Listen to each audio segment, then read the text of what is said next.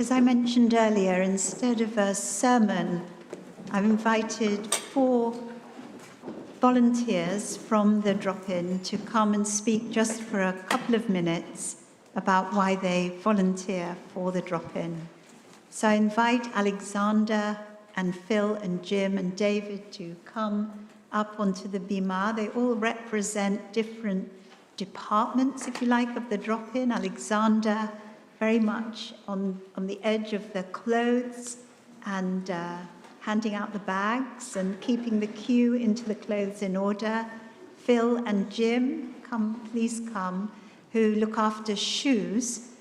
And David, who's a great support with fundraising and who's there supporting our individuals who need information and a little bit of support from us.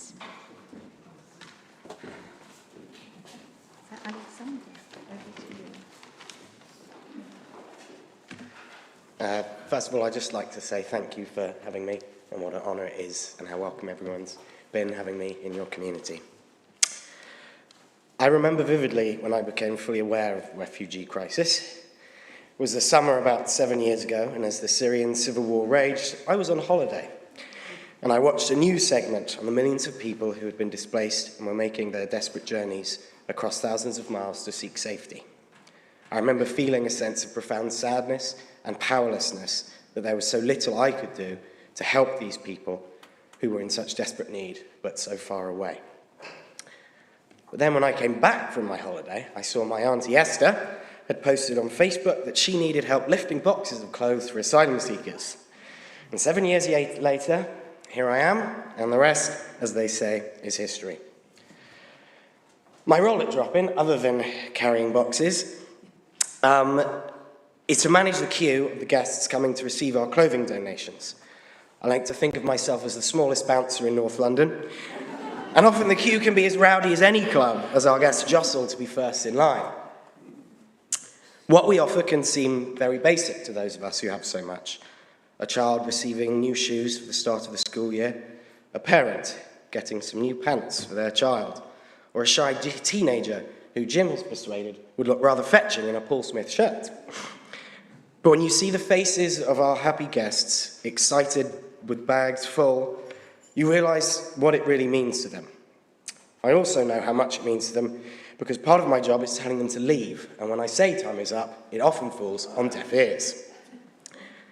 As I stand there looking over them in the hall, seeing children playing and families breaking bread, I'm often moved close to tears. More than the material assistance which we provide, the drop-in represents a place of refuge for our guests, a place where children can play and parents can rest. And in a world that is often so cruel, everyone can feel safe and, above all, loved. In these moments, I realise that the drop-in is also a type of refuge for me, a place where I can feel like I can make a difference, no matter how small, and prove that there is still good in this world for those who take the time to find it. Thank you.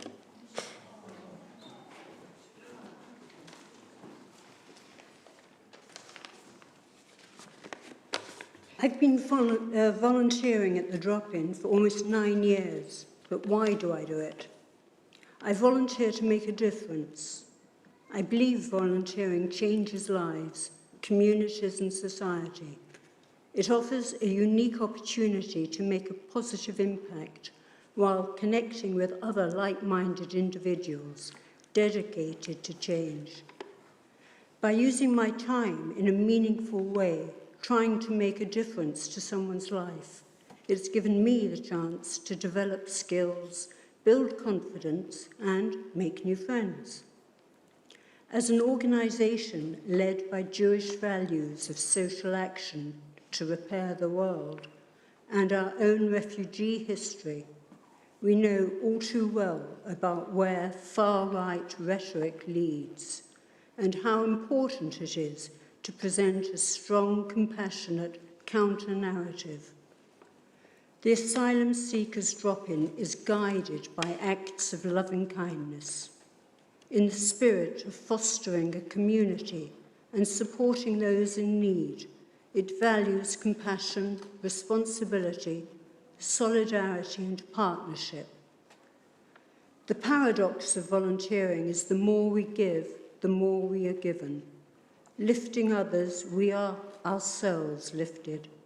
Happiness, the sense of a life well lived, is born in the blessings we bestow on others. Bringing hope to someone else's life brings meaning to our own. Dharma is a set of eternal and universal, ethical and moral principles of virtuous and true living, and is acceptable whether or not one is born a Hindu. Metta, a word associated with Buddhism, means loving kindness and kinship, specifically the kind of kinship we develop with people who we aren't related to, nor grew up with. It is love for the other.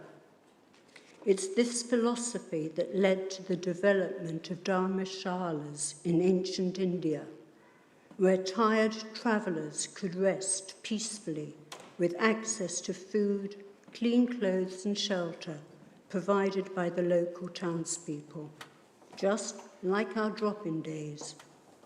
So, finally, seid gesund, and may we all continue to support those in need whilst building friendship together and having fun along the way. Thank you.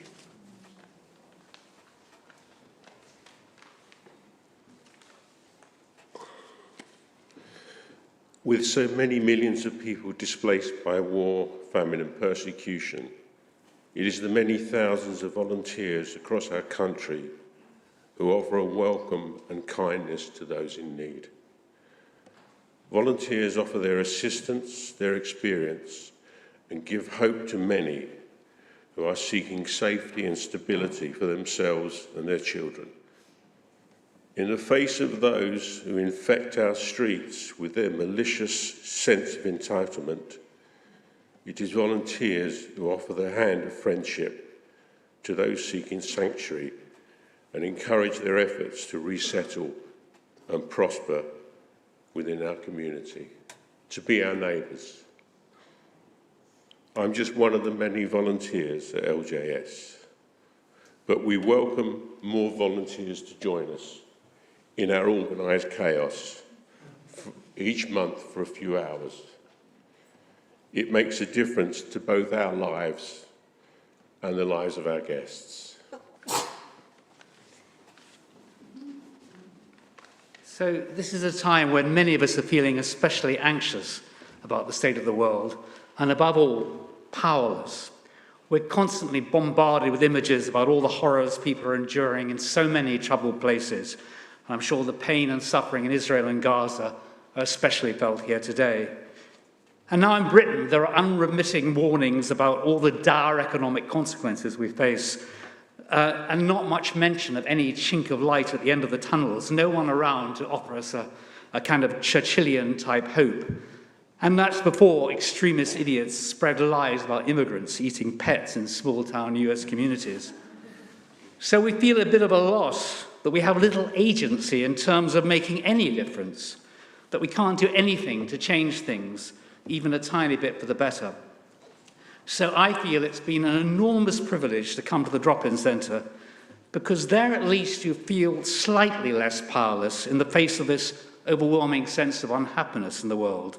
This feeling may be illusory, but I certainly have it when I turn up. You feel you're making contact with people, that you sometimes even close contact, and you have a glimmer of hope that you might make a difference, however small. And this may sound selfish, but your own problems are put into perspective and made to seem puny when you listen to people's stories of what they've had to endure to get to this country and what they still have to endure once they arrive, living with a family on less than £40 a week, in crowded, often grotty accommodation, the endless frustration of applying for asylum in a Kafkaesque system. Many of our guests waiting up to 10 years in limbo for permission to stay. So I sometimes set out for the drop-in on a wet and cold Sunday afternoon, thinking what I really want is a good snooze. And to be honest, I don't always arrive with bright-eyed, bushy-tailed, do-gooder enthusiasm. But as soon as you get stuck in, that sense of lethargy starts to drop off, that feeling of powerlessness as you meet so many amazing people, listen to their stories, and see the light in their eyes, and also often hear their laughter. You feel that you might at least have a small impact for at least a couple of hours.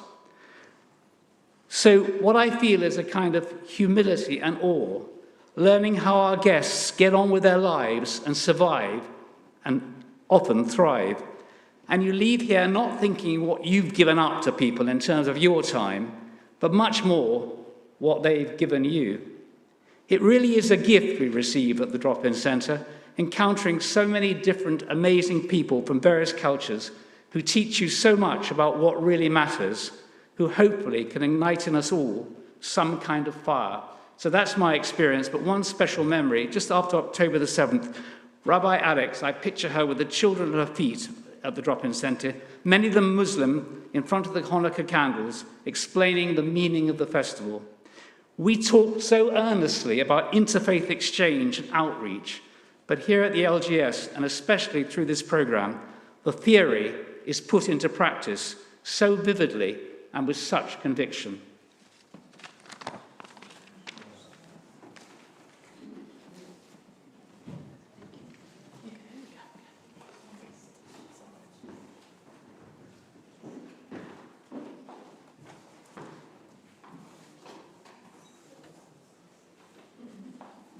Gosh, I can't thank you all enough for the words that you've said and how you've put your fingers exactly on the community of the volunteers of the Drop-In as well as our guests at the Drop-In. Thank you all so much for taking part in the service. And as Jim said, if anybody would like to volunteer, our lovely Anna is here. Who's our new Drop-In coordinator, who works for the Drop-In part-time, took over from Hannah Tickle, who many of you will have known. And do speak to Anna after the service at Kiddush, and I'm sure she'll be willing to take your name if you would like to volunteer. It's a community within a community, and we're made up not just of members of the community, but many people some of the people who've taken part in the service today are not members of the LJS, but they're nevertheless a part of our wider community here at the LJS. And I hope you all feel made very welcome when you come. So we turn now to our concluding